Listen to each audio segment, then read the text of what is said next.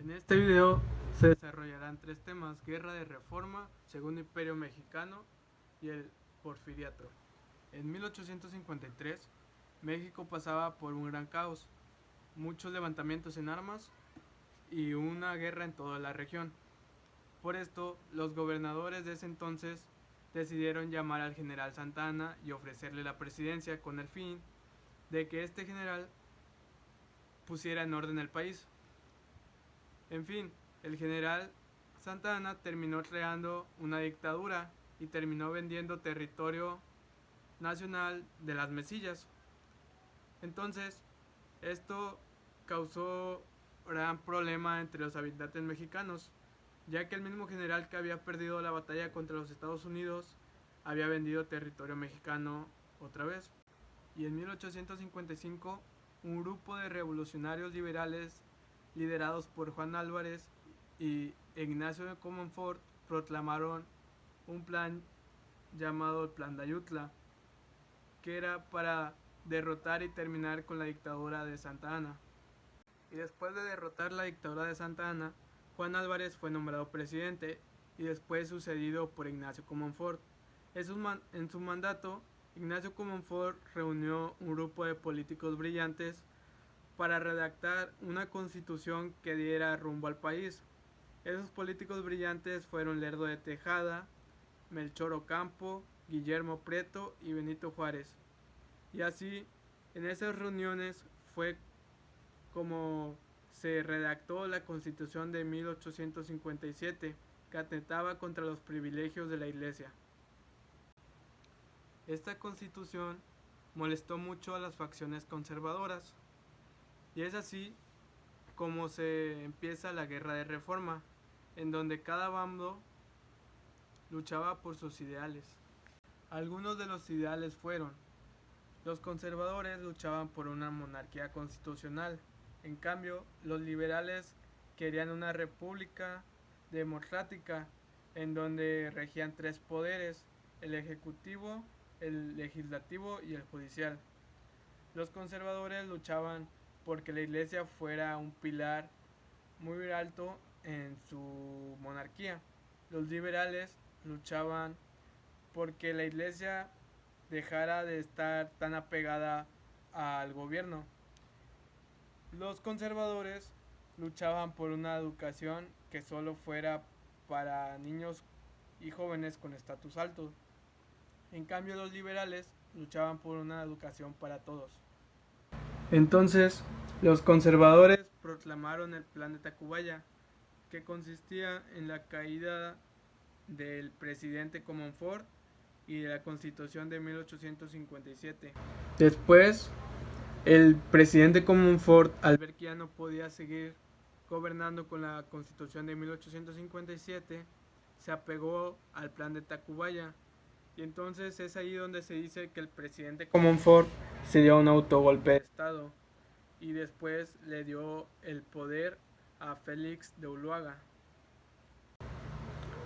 Pero Benito Juárez en eso había sido encarcelado por órdenes de Comonfort para que no interviniera.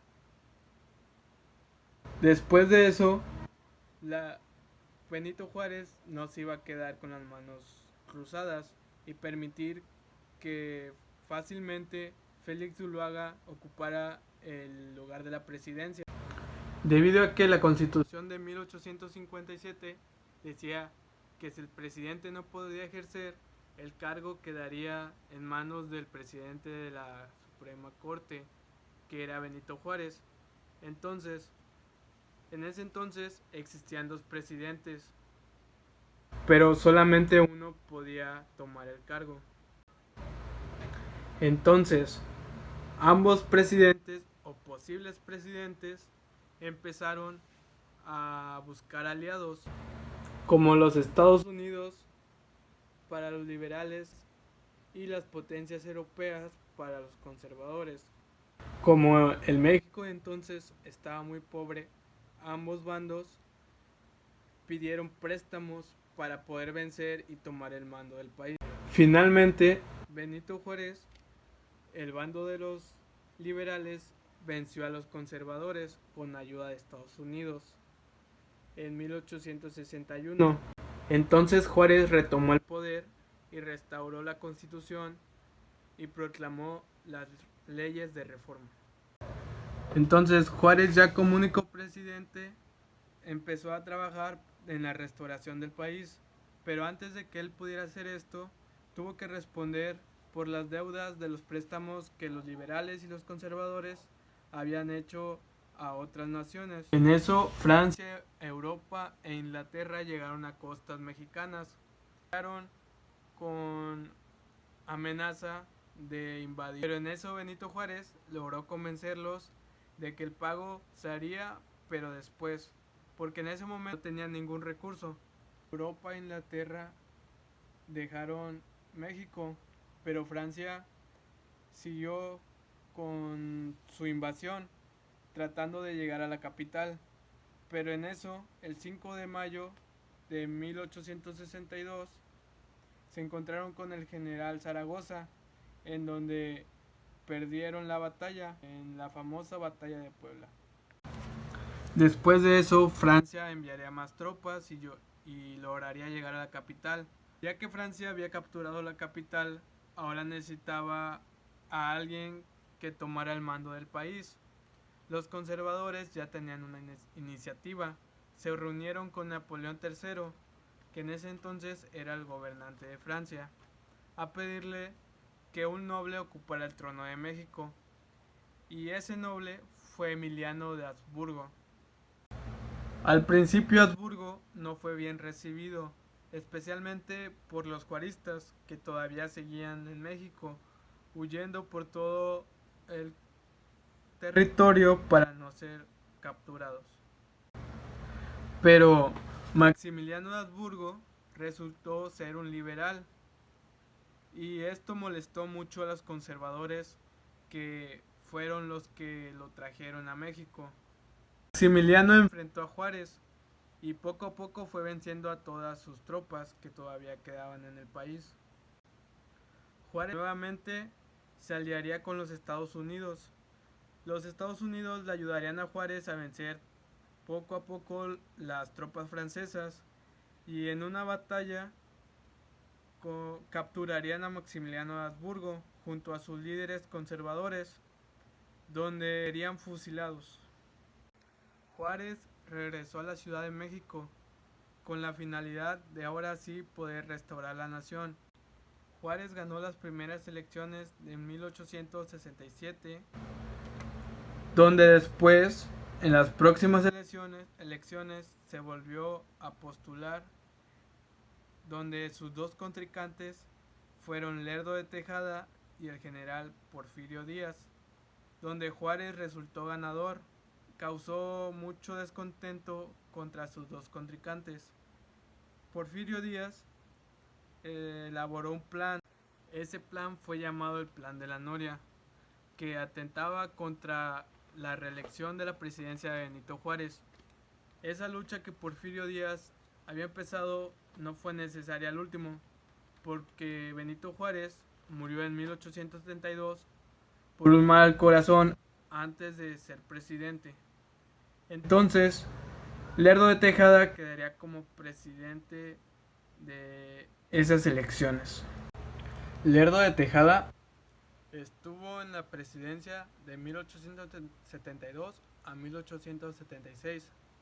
En las elecciones de 1876, Lerdo trató de reelegirse,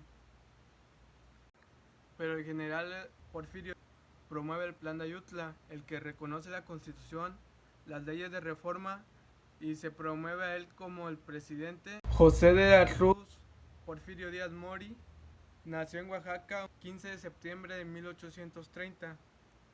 Fue un militar mexicano que estuvo en la presidencia 7 ocasiones seguidas. El gobierno de Porfirio Díaz terminó siendo una dictadura de 35 años.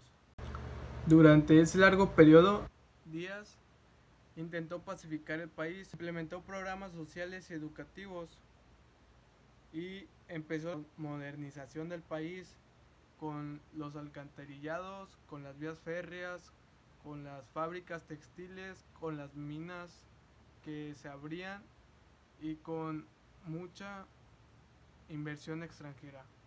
Pero en la dictadura de Porfirio Díaz existía una gran desigualdad, ya que los mayores beneficios eran solamente para la clase alta y para los extranjeros, ya que los trabajadores que estaban en las minas o en las fábricas o en otros trabajos que no eran gente de alteza vivían en una muy grande miseria, y esta gran desigualdad hizo que estas personas de clase baja empezaran a reunirse y a organizarse para poder exigir oportunidades en el trabajo. Y así fue como en 1906, en la fábrica textil de Río Blanco, los trabajadores se levantaron para exigir mejores condiciones laborales. Pero el gobierno de Porfirio Díaz fue a que siguieran con su trabajo. Pero los trabajadores, al no seguir las órdenes de los oficiales les dispararon, al igual que en la mina de Cananea sucedió lo mismo. No hicieron caso a los oficiales y también fueron disparados. Esta paz que buscaba el gobierno de Porfirio Díaz se basó en el uso de la fuerza y en la represión de cualquier persona que se levantara ante el gobierno de Porfirio Díaz. Porfirio Díaz tuvo una entrevista con James Treyman y dijo que dejaría de reelegirse para dejar a México y dejar de lado su dictadura.